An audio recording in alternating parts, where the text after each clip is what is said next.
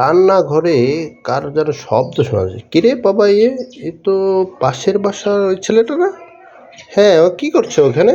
এই দাঁড়াও তো, এই দাঁড়াও, এই দাঁড়াও, দাঁড়াও দাঁড়াও দাঁড়াও দেখি, তুমি কি চুরি করছো?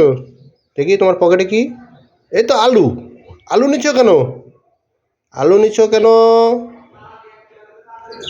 ভাইয়া? আলু না, আমার প্যান্টের পকেট ছিঁড়া। কি? তুই আগে কবি না, এই জন্যই তো বলতেছি। আলু, গাছ, শিকড়, এত কিছু কেন পকেটের ভিতরে? ইস রে, হাত এখন কি করব? হাত কি কাটি ফেলাবো?